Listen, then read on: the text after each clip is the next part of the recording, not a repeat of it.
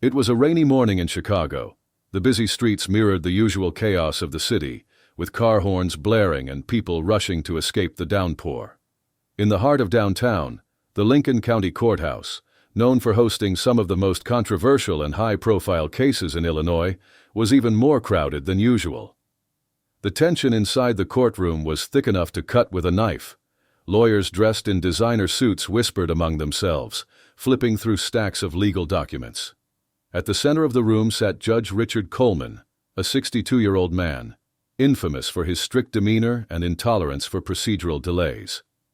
With neatly combed silver hair, heavy-rimmed glasses resting on his sharp nose, and a permanent scowl deepening the lines on his face, he sifted through the morning's case files with visible impatience and skepticism. Into this charged atmosphere walked Marcus Reed. His entrance didn't go unnoticed. Marcus was a young black teenager, around 18 years old, wearing a plain dress shirt and scuffed dress shoes that had clearly seen better days. A worn-out black backpack hung from his shoulder, and though it seemed heavy, he carried it with unwavering grip. Despite his modest appearance, Marcus held his head high and walked with quiet determination. All eyes shifted toward him. Whispered questions rippled through the room. Who is this kid? What's he doing here? The contrast between him and the polished attorneys was impossible to ignore. Without reacting to the curious stares, Marcus took a seat on a bench at the back of the courtroom. Moments later, Judge Coleman struck his gavel, bringing the room to order. His voice boomed with practiced authority. We'll now proceed with the case of Peterson versus Greenfield Agritech, a land dispute within the state jurisdiction. I'll ask for the counsel representing the plaintiff to come forward. For a brief moment, there was absolute silence. Then Marcus Reed rose to his feet. With steady, deliberate steps, he made his way to the front of the courtroom. With every step, the murmur among the audience grew louder. Reaching the podium, he placed his backpack gently on the floor and addressed the judge with calm conviction. Good morning, Your Honor. My name is Marcus Reed, and I am the attorney representing Ms. Gloria Peterson. The room froze. The gathered lawyers exchanged bewildered glances. Judge Coleman paused mid-page, slowly lifting his eyes from the documents to study the young man now standing before him. Adjusting his glasses, the judge fixed Marcus with a stare that blended shock and thinly veiled irritation. I beg your pardon? Did you just say you're representing Ms. Peterson? This is an official court hearing, young man, not some school play. Where is the actual attorney? Marcus remained composed, keeping his voice level and respectful. Yes, Your Honor. I am Ms. Peterson's attorney of record, and I'm fully prepared to proceed with her case under the law. Judge Coleman let out a short, humorless laugh that quickly turned into a sarcastic smirk. You've got to be kidding me. Who allowed this child to enter this courtroom posing as legal counsel? He glanced around, looking for backup among the stunned faces in the audience. This isn't some playground where you pretend to be a lawyer. Let's be serious here. Before anyone else could speak, a voice called out from the back of the room. It was Gloria Peterson herself, an elderly woman with a gentle but determined presence. Rising to her feet, she spoke with firm resolve. He is my lawyer, Your Honor, and a damn good one. He stood up for me when no one else would. Judge Coleman narrowed his eyes, clearly disapproving, and banged the gavel to quiet the escalating chatter. Mr. Reed, present your credentials immediately. Without hesitation, Marcus opened his backpack, pulled out a sealed envelope, and handed it to the court officer. As the officer walked the documents over to the judge, the entire room held its breath, watching every move with laser focus. While the judge examined the documents, the disbelief slowly faded from his face, giving way to genuine surprise.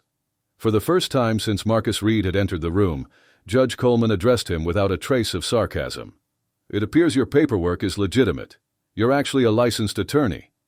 He paused, adjusting his glasses again before asking, But tell me, young man, how did someone your age manage this? Marcus met the judge's gaze with calm determination and answered, Through a lot of hard work and study, Your Honor. But I'm not here to talk about myself. I'm here to defend my client. For a brief second, Judge Coleman seemed at a loss for words. But soon he cleared his throat and regained his usual stern posture. Very well, since you insist, proceed with your case. But let me make one thing absolutely clear. You'll get no special treatment from me." Marcus gave a small nod, returned to the podium, and began arranging his notes. The room buzzed with murmurs and quiet disbelief, but Marcus acted as if none of it existed. He knew that today, he wasn't just fighting for his client. He was fighting to prove himself to every single person in that courtroom. Marcus Reed was born and raised in Westwood Heights, one of the largest and most overlooked neighborhoods in Chicago. He was the only child of Denise Reed, a resilient woman who had raised him alone ever since Marcus's father walked out when he was just a baby. Denise juggled multiple jobs. By day, she worked as a cleaning lady in high-end neighborhoods. By night, she picked up freelance gigs like copy editing and local reporting for community papers. She often left the house before sunrise and came back long after dark, her body drained but her spirit unbroken, determined to create better opportunities for her son. From a young age, Marcus showed he was different. While other kids played basketball on the streets, Marcus spent hours buried in books, whatever his mom could bring home, whether they were discarded paperbacks or old encyclopedias donated by her clients. When he started at the local public school, teachers quickly noticed his sharp mind and relentless curiosity.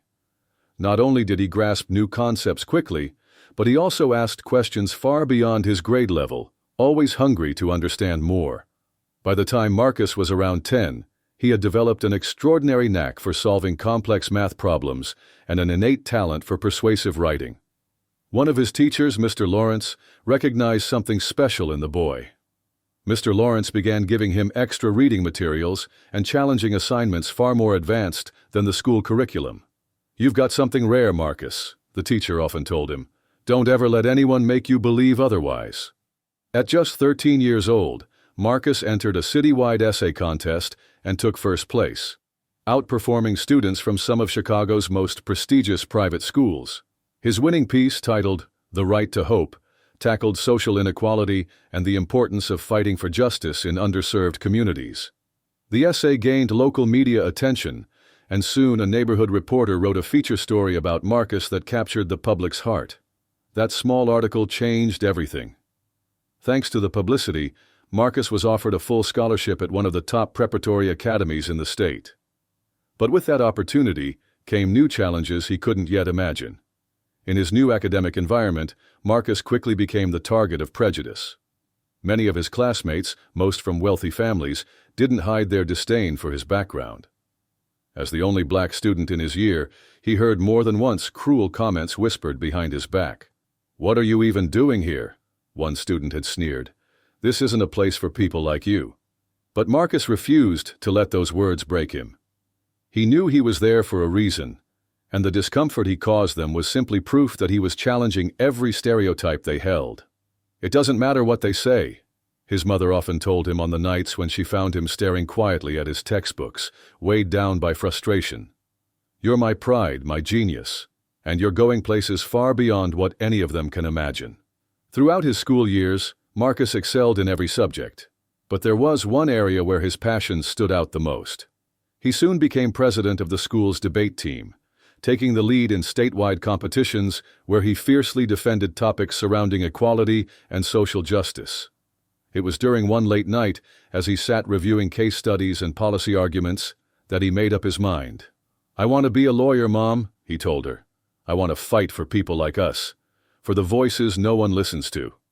At just 15, Marcus earned a spot in an advanced academic program that allowed him to fast-track his education, completing high school and starting his undergraduate law degree simultaneously. By day, he attended classes at a public university. By night, he studied for hours at their small apartment, often until dawn, driven by a single goal: to make change.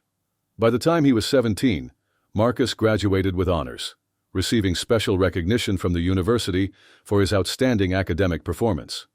But even with a degree in hand, life didn't get easier. Breaking into the legal profession wasn't simple, not for someone young, black, and from a low-income neighborhood. He spent months handing out resumes, sitting through interviews where people barely looked him in the eye, always met with the same cold, doubtful glances. But Marcus didn't quit. He knew knowledge and determination were his strongest weapons. He paused, then gave Marcus a longer, more measured look. "But tell me, How did someone your age manage to achieve this? This is highly uncommon. Marcus didn't falter. He drew in a steady breath and replied, Your Honor, my mother always told me that, with dedication and perseverance, anything is possible. I studied hard, passed every required exam, and met all the legal standards to stand here today. But with all due respect, my story isn't what's on trial today. What matters now is fighting for justice for my client. Judge Coleman took a slow, deep breath, visibly unsettled by the young man's confidence and poise. Very well, Judge Coleman said, his tone sharp and measured. If you're that confident, you may proceed. But let me make something clear. I expect nothing but absolute professionalism in this courtroom. Your age or background will earn you no special treatment. Marcus took a steady breath, turned back toward the podium, and began arranging his documents with calm precision. Every eye in the room remained fixed on him, some filled with curiosity, others with lingering doubt. But even under the weight of so many stares, Marcus didn't falter.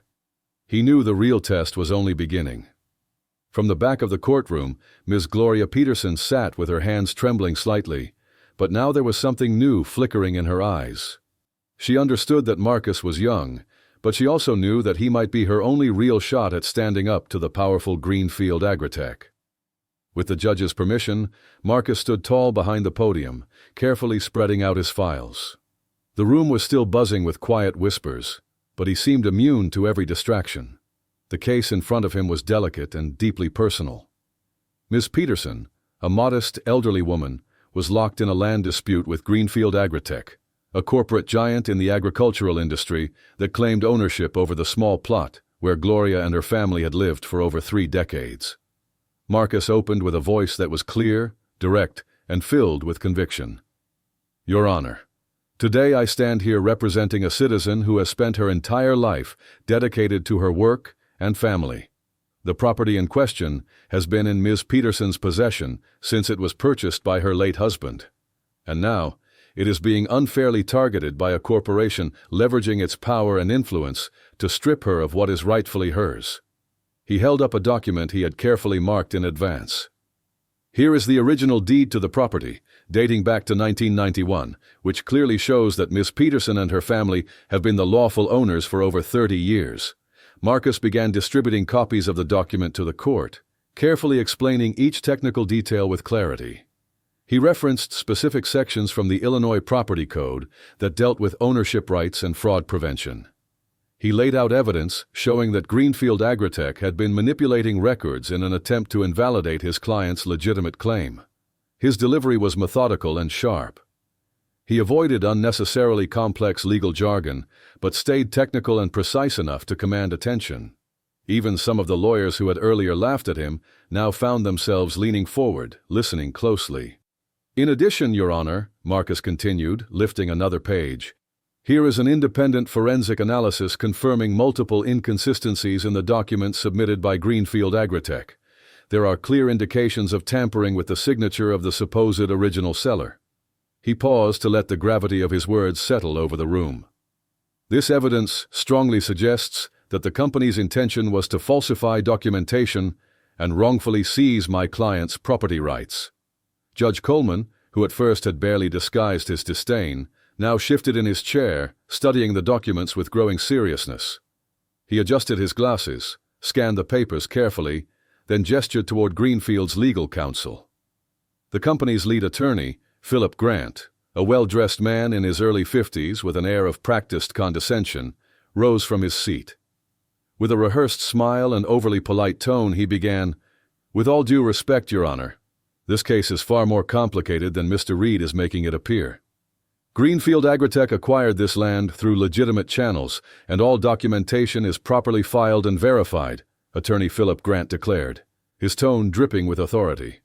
Casting a condescending glance toward Marcus, he continued, "While I don't doubt this young man's dedication, it's evident that his defense lacks the level of experience a case of this complexity demands.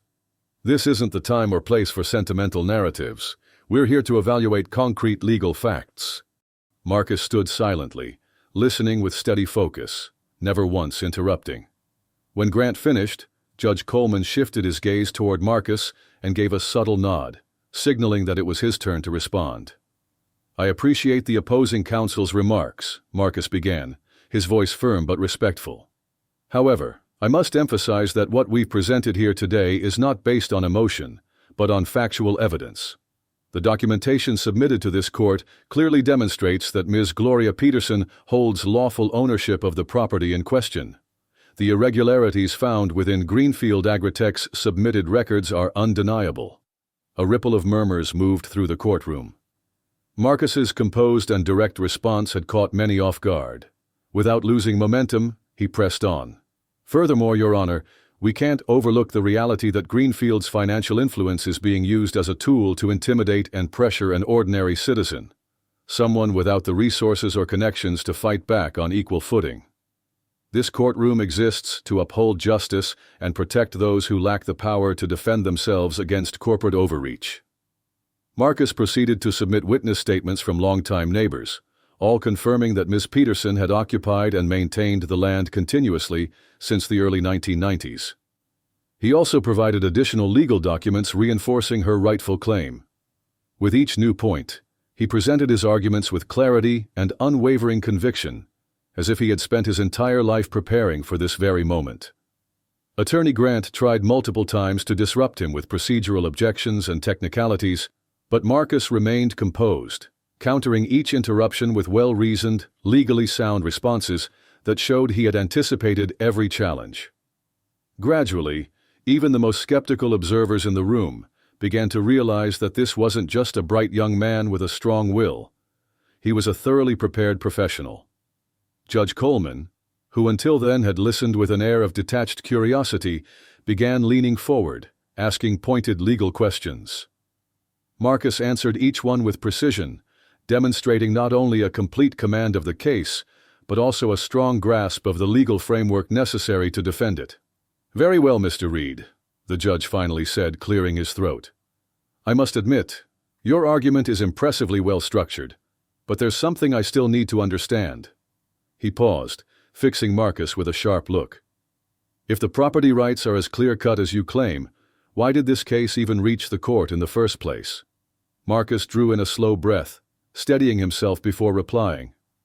"Your Honor, this case landed here because Greenfield Agritech used its influence and resources to create procedural delays and apply pressure tactics, hoping to force my client into surrendering her claim.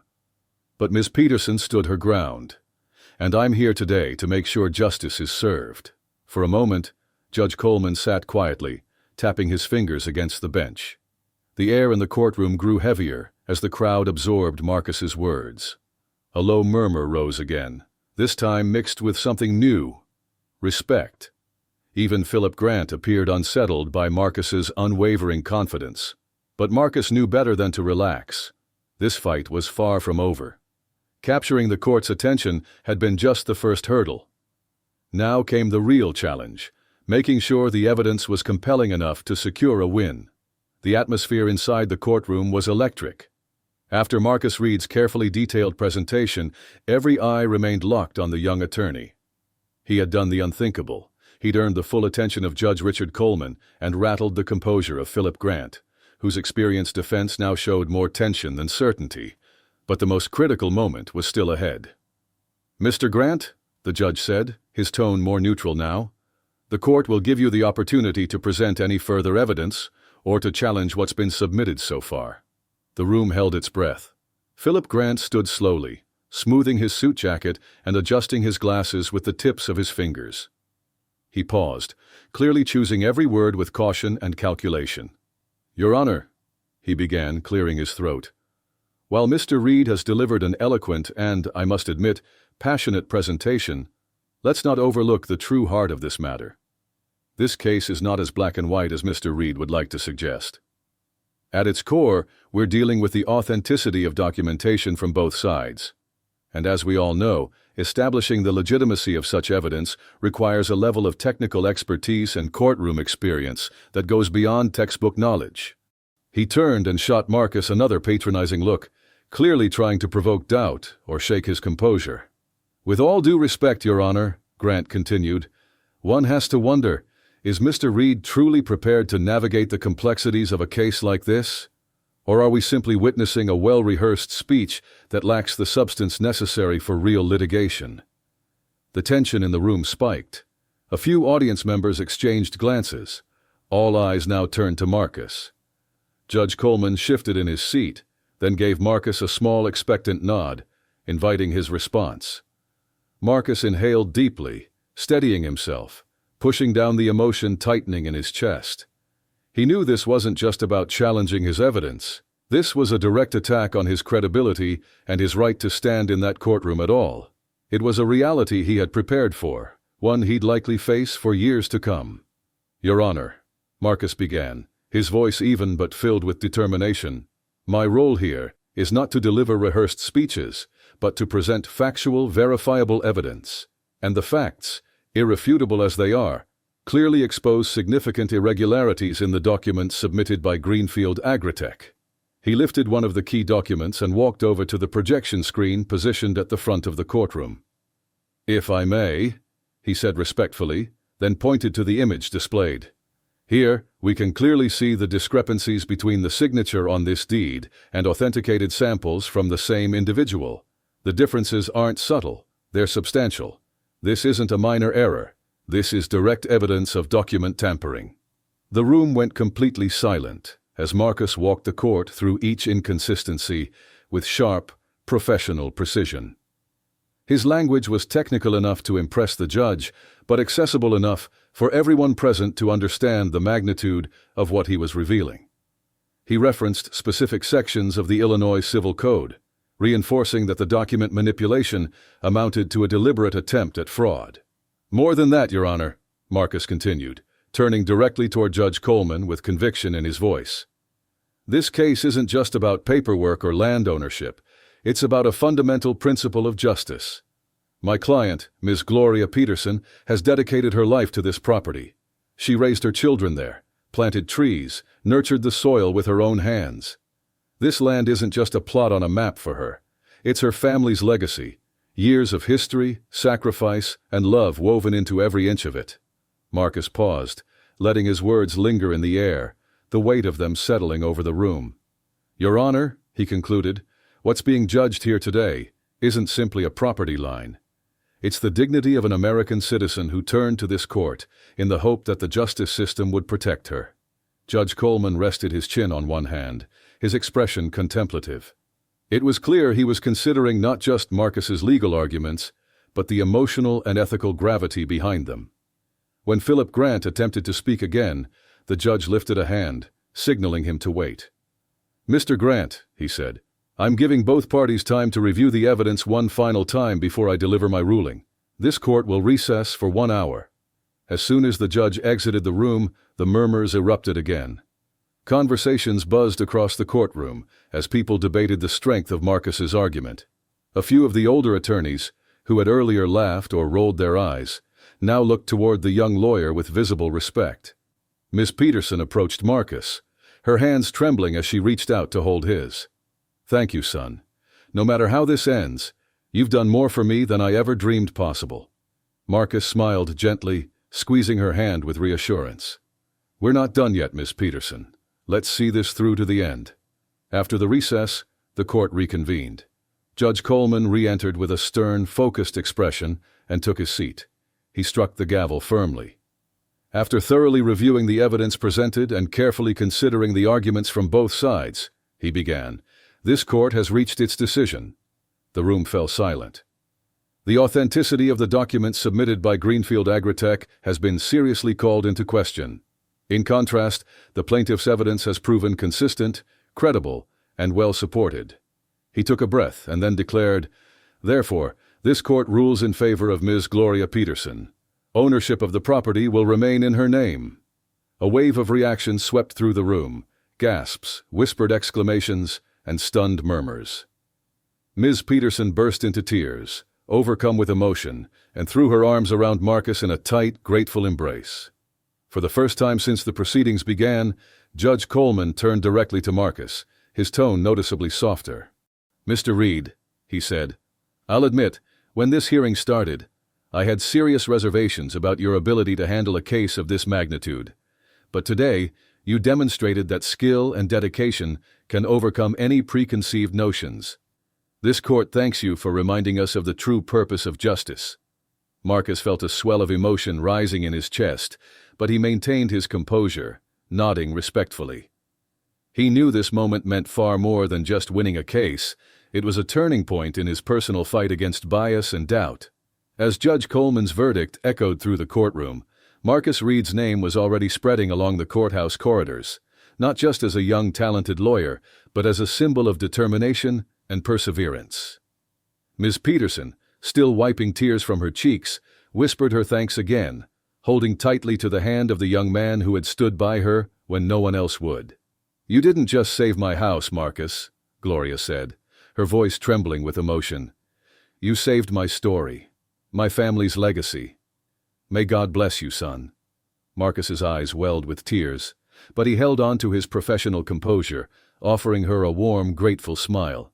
"Miss Peterson, your fight represents the fight of so many others. I only did what was right, and I hope to keep doing it for everyone who needs someone to stand by them." As he gathered his papers and began packing up his briefcase, something unexpected happened. Several of the lawyers who had barely acknowledged his presence earlier now approached him, shaking his hand and offering congratulations. Even Philip Grant, the seasoned attorney from Greenfield Agritech, made his way over with a noticeably humbled expression. "I'll admit it, Reed," Grant said, extending his hand. "I underestimated you. Today, I learned a lesson I won't soon forget." Marcus shook his hand with humility and replied, "We're all here to learn, Mr. Grant. I'm grateful for the chance to represent my client." In the days that followed, Marcus's story began to circulate across local newspapers and social media platforms. Headlines read, "Young lawyer from Chicago's West Side takes on corporate giant and wins." The story gained momentum fast. Students from across Illinois, and even beyond, started reaching out, many of them from neighborhoods just like the one Marcus grew up in. One message from a young woman named Jasmine stood out. "Marcus, my family's going through tough times," she wrote. "There are days I feel like my dream of going to college and changing our future is impossible. But after hearing your story, I realized I can't give up. Thank you for showing people like me that it's possible." Marcus took the time to respond to every single message, encouraging each person to keep pursuing their goals and reminding them that education was one of the most powerful tools for changing their realities. Motivated by the impact his story had created, Marcus decided to take his mission a step further. He founded a program called Justice for All, aimed at providing free legal aid to low-income families and mentorship opportunities for students interested in the legal field. Partnering with local law schools and volunteer attorneys, Marcus began organizing workshops in underserved neighborhoods, places often overlooked by the justice system. He stood before rooms full of young people and adults, sharing not just legal knowledge. "I've been underestimated too," Marcus said during the project's first community event. "They told me there was no place for someone like me in a courtroom. But I proved that our place is wherever we choose to fight for it. I want each of you to know, you matter. You're capable, and you have the power to change your own story." A few months after the Peterson case, Marcus received an unexpected phone call. Judge Coleman invited him to an event at the Lincoln County Courthouse. Curious but with no idea what to expect, Marcus arrived dressed in his best suit. To his surprise, the courtroom was filled with judges, attorneys, law students, and community leaders, all gathered for a ceremony in his honor. Standing at the podium, Judge Coleman's usual stern expression had softened. "When I first met Mr. Reed," the judge began, "I had my doubts. I was skeptical that someone so young could handle the responsibility this profession demands. But today I can stand here and say he's taught me something fundamental. Justice isn't measured by age, appearance, or background. It's measured by dedication, skill, and heart. This young man represents the kind of advocate we should all strive to be." Judge Coleman handed Marcus a recognition plaque engraved with the words, "For his unwavering dedication to justice and for inspiring others to believe in change." Though honored by the recognition, Marcus knew exactly who deserved to see the plaque first. That afternoon, he returned home carrying a bouquet of flowers and the award in his hands. As he stepped inside, His mother looked up from the kitchen table, and tears filled her eyes the moment she saw him. Ms. Denise, who had been waiting anxiously for him, wrapped Marcus in a tight embrace, her eyes brimming with tears and her smile full of pride. "This is for you, Mom," Marcus said softly, handing her the plaque. She held it carefully, as if it were made of glass, her hands trembling with emotion. "None of this would have been possible without you," Marcus added. Denise smiled through her tears, looking at her son with love and admiration. "I always knew there was something special about you," she said. "But the most beautiful thing isn't just what you've accomplished. It's the heart behind everything you do. It's not just about being a lawyer. It's about why you chose this path." As the years passed, Marcus Reed continued to build a remarkable career, not just as a skilled attorney, but also as a mentor and a voice for the underrepresented. His story became more than just a tale of winning one case. It became a symbol of resilience, breaking barriers, inspiring change, and proving that talent and determination know no age, race, or background. In an interview with a national television program, Marcus summed up his journey with words that resonated across the country. "Justice, for me, isn't just a profession. It's a mission. And each of us has the power to make a difference, no matter how small it may seem. My story, it's just the beginning. I hope it inspires others to keep fighting, no matter the obstacles in their way."